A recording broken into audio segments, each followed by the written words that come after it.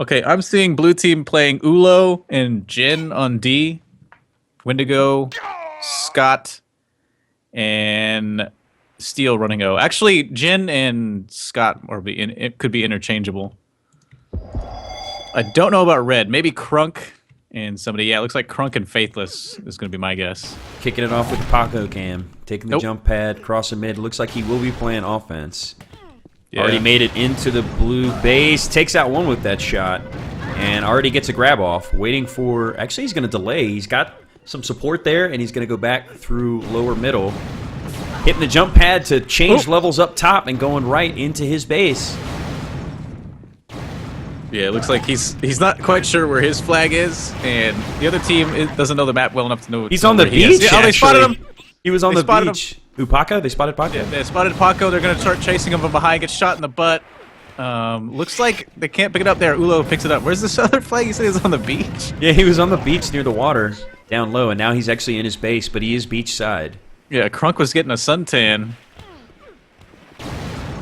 On that there's beach. One on to him. That's a nice... That's Paco actually picking up that frag. And the return. No! Oh, but the save. Who was that? Lions? Rusty. Taking down Lions, yeah. Rusty making his way halfway. He's going to stick to that beach for a lawn chair. He's going to get shot by Scott before he can get away. And there's the first cap. Teams are fine. Oh, man. Yeah, I don't know how to... where to call this. It's kind of hard to keep track of everything. Yeah, it really is. It seems like a high-speed map. Yeah, there are a lot of jukes coming through right now. Paco, he's down low, but he couldn't get a grab off until his friend killed the guys up high. He's already through mid, just running. He's gonna drop low here. He sees that this guy is gonna take it, and it's gonna be an easy cap. If they can they get the return? Oh man! Okay. Whew. Ties it up with that one. So that was pretty much an uncontested flag run. You got one frag in the base, and that was it. And it seems like the defenses are having a hard time just getting settled on this map. Obviously, it's new to them, and that's probably the hardest thing to figure out at first. Yeah, Paco's gonna die here in kind of a cluster. I think the defenses, to your point, are trying to play high left and high right. But they don't see all the angles where they're coming in, so they don't have anything to do but stand in the flag room. As this flag is not going anywhere fast. There you go. That's a good point. I mean, it's not an open flag room at all. Like, you know, you're one dodge and you're kind of out, and there are so many options that it's hard to defend, like you said. Even when you do play in close, they don't necessarily have to frag if they're just elusive enough to turn the corner on you. Yeah, Faithless is going to juke all the way through mid, going back and forth, slaloming. Trying to run backwards, hits a wall. But that slalom worked pretty quickly. I think if he had known which way he needed to go, he would have gotten through there. Yeah, players will start to figure out the routes backwards, you know, moonwalk their way home. Yeah. I would... Well, Paco on the spree there before he gets taken out by Ulo. I'm trying to look at these bases and figure out where would I play D. I think you need to play D almost further up than what you think you would normally try. Because in the flag room, it's like, it's not... You're never going to see where everybody's coming in. There's too many entrances. You come all the way from the beach. You can come drop down from on top of your head. Yeah, there's so many levels and entries that even if you try to maintain the high ground, like the attackers are obscured in the lower levels to where you can't really take a shot and get an angle on them. Yeah, I think you're going to need to play like a forward up left and then maybe kind of on the right, sort of. They're kind of constantly playing cutoff, almost conceding the grabs just to stop them crossing the map. It's like Steel is holding the flag beachside. Got basically our first standoff here. Oh, they're going to ambush Steel right behind him. Get shot in the butt. I look away. And the desperation grab. Here comes another. Nice cleanup there by who's frowny face? It's Pantera. Pantera, right? Yeah, Pantera. It's the spree with that shot. He's been playing a lot better recently in pugs. He's been pugging a lot, getting himself warmed up for the season, I'm sure. Yeah, so let's take a look at the base. It looks like Blue's got one playing high above the flag. Two, actually. Both of them are up there. Yeah, and that's what I've been looking at. The blue guys are trying to play up, but they're sneaking in low. So I think you need to play up, but like at the forward open low position. Yeah, like you could actually have a guy kind of right here watching both sides coming in. Yeah, exactly. And then have a guy farther on the right to watch that weird path that goes all the way around and the beach. I feel like this is a 2-1-2 kind of map where you need a dedicated cutoff man in mid as well. Maybe, but we're never really gonna know until this map is played by everybody, and then there's gonna be like a meta that develops. And then someone will try to dissect that and take it to the next level. Someone like Fear, yeah. You know? Yeah, exactly. And that's the kind of thing that's happened. Like someone's gonna figure out, okay, if I play D here, I can calm almost everything, even if I can't kill everybody, and then the attackers have to work around that because they'll know, okay, this is the point. And then choke points will develop. And that's kind of the evolution of a maps. And as a mapper, you need to think about that. You need to be like, okay, this is where this needs to happen. Yeah, that initial gameplay might not be indicative of what it'll be once everyone figures it out, so to speak. Yeah, I mean, we're watching flag carriers run into walls and stuff because they're not quite sure where they're going. And the flags have been off the stand a high percentage of this map as well. So there's the return. Red team taking a 2-cap lead, 3-1. Yeah, I'm trying to, let's see. Try to see how figure out where red D is playing. Blue flag is gonna get returned.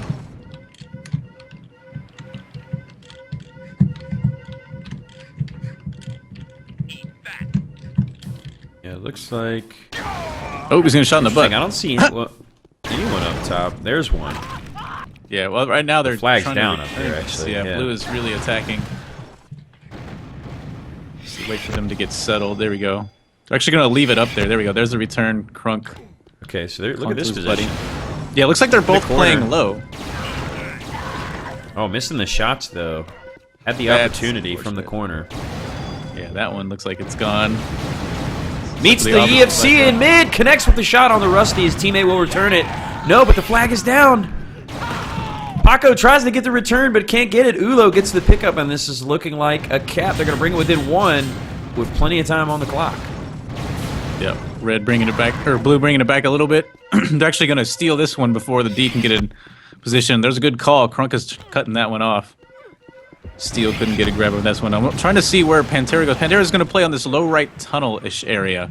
Trying to watch there while Crunk is playing high. So maybe play one low, one high, and then just be in enough area to come back and get it. And, oh, I see what's happening. Blue is playing 4-0.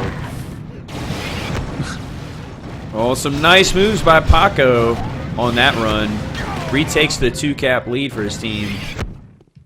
Basically answers right back. Yeah, blue is playing 4 offense. Okay, I like this. I like where Pantera's at. He's low right. There's a low right tunnel, and he looks into the middle, then looks back at the beach. And that way he's there if he needs to shoot somebody dropping down. Keeping an eye on the flag room. And Paco showed some nice flag running possibilities on that last run. I watched from his perspective from the grab, and showed some adept knowledge of the map and some good moves to change levels, but still, you know, keep that quick forward momentum, bringing the flag home quickly, which is what you got to do on a cherry. Yeah. And in the early stages, the cherry is going to work a lot because no one's going to know where to go to cut him off. Yep. It's going to be another blue grab. When to go. Couldn't get out of the flag room quick enough. And I think Crunk has been playing high left, which I think covers just about everything. Got one low, one high. But now Crunk was low, and that means Steel could pump up the back bouncer and just runs along high all the way to mid. He's gonna get people are having out trouble here with that lift a little bit. The back bouncer. Yeah, the one that pulls up from the bottom. Behind the flag stand? Yeah, I think so. Yeah. The one Paco just hit. Yeah, I think this would be a little troublesome. Happens, you gotta get him just right. Paco is running in a circle around. Yeah, he's doing ring around the rosy on this pillar. What the heck? There's a return. And now a commanding lead with 10 minutes on this map. It looks like red team's kind of dialed in what they need to be doing. Seven Lions is actually doing quite well on defense, leading the server with 16 flag kills. Paco's got the hat trick already. Yeah, and I think that's kind of what happened. It was Reds getting settled in their defense, which allows the offense to not have to worry about falling back all the time. Right. Oh, nice shot from Paco there. Using the jump pads to his advantage to move quickly across the map to get in for the grab. Baits the defender there, but can't hit the second one. That's Ulo peeking from up top. Paco spawns right behind the EFC and takes him out immediately. We'll get the return in middle. Lucky spawn there from Paco. Yep. Red flag is out. Blue got a lucky return right before this. I think that's going to be a last desperation Paco grab. See if he can stay alive. Doubles back. Long enough to have his flag return. Doesn't happen this time. Oh, boost! Almost lost him everything. He bounced over top of the flag and landed up from above and gets the cap. But still a little bit of ground to make up. They're still down by 2. They're going to have to make sure they don't give up the rebound cap like they did with Paco a few minutes ago. Jin quick on the re-grab. Lots of defense, but he's taken out 2, and that's going to get him exit. Coming right side toward his base. Meanwhile, it looks like Paco had the flag, but Scott on the return as Jin gets boosted into his base. Rusty with the desperation grab goes up top where he meets a little bit of help. Jin needs his teammate to return the flag. He's actually going to do it for himself. That drops the flag. Oh, and Paco there for the return. That's huge. Yeah, and Scott's Scott's playing high right, and he didn't jump down when he didn't need to, which I think is what's going to be changing this game, is that the defenders are not going to want to go low. Because Paco was like, haha, I ditched you, and went up that lift. Right. But Scott hadn't dropped and had watched him the whole way and was there to cut him off. Yep, that was a savvy move there by him. As he's maintaining the high ground but gets taken out before he can enter the enemy base. Right, he's still playing that high right position in the back. He can watch a lot of lanes from here. This looks like a pretty good spot, but you notice he has to kind of keep in motion because he can't watch all of these spots from one location as he gets taken out there. But his teammates had made it into the base already. A nice job to bring it within 1, and there's still plenty of time on the clock. It's a high-scoring game, although not surprising. Yep. Given how new it is. Yeah, grab from Paco there, I think. He's got himself the flag in mid. Trying to trounce through the middle area of this map, doing some fancy footwork, and that's going to be a quick cape. No! Deny! Yes! Nope, Panteras seals it. Yep, they were all there for the pickup. Give themselves another buffer up by 2. Just a furious capping pace on this map. Yeah. So, I think what has happened is Blues D is starting to get set too, and now we're coming to a real CTF map. Nice shot from Ulo. Let's keep that in place. Ulo is also playing this high left, letting him see everybody incoming. You know what? I'm gonna say that the lips on the side of the like on the front of the base right there probably are unnecessary. Right. Decoration is kind of blocking shots and vision. That was close. Fortunately, blue team couldn't seal the deal there. Yeah, now they're going to lose this flag. Yeah, it looks like Faithless is in position to cap to make it a 3-cap lead. So just when you thought blue had brought themselves back into this game, red kind of reasserts their control. Give themselves a nice buffer here. Yep. Steele with some savvy play coming behind Crunk. Crunk's trying to play low left, like where Scott was, but low, and it's not working out as good. High, I think, is going to be a lot better. It seems to be easy for flag runners to turn the corner on this map. As you see, Rusty gets another cap to make it 8-4. It's like once you get out of the base, you just hit your dodges, keep your route tight, and they just can't catch up and turn the angle on you. Yeah, definitely. A lot of coming in. Yeah, once the flag runners seem to get far enough away, it's almost like you can't catch them because the angles are just not long enough. And you got to have someone already in position to cut them off. And even in addition to that, like you said, they don't necessarily know where to go to get that opportune choke point.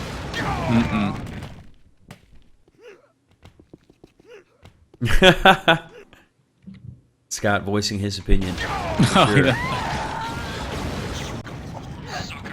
5 minutes left, and it's definitely looking like it's all red at this point. Yeah. But certainly can't expect to have a amazingly close game on the first time you're playing a map, particularly in the pug setting. Also on a map that's kind of under construction. I mean, Paco just reloaded it, and there was suddenly an upper area. Right, right. Drastic changes still likely, I'm sure, with this. I think if they opened it up a little bit, it wasn't as many columns and rooms, I think it'd be better for InstaGib. Yeah, I would agree. I would say for weapons, I could see, because everything is just kind of big enough for shot combo battles. Right, right. But, you know, without those long lanes, it's hard for the defense to hold anything. You know, it doesn't need to be like Sprinta, where you just, you know, you get so many shots on them before they get out of the base, but somewhere in between where it's at now and where Sprinta is at, you know? Yeah. It's kind of that openness on the fly. Get out, but I'm showing off that map. Yeah.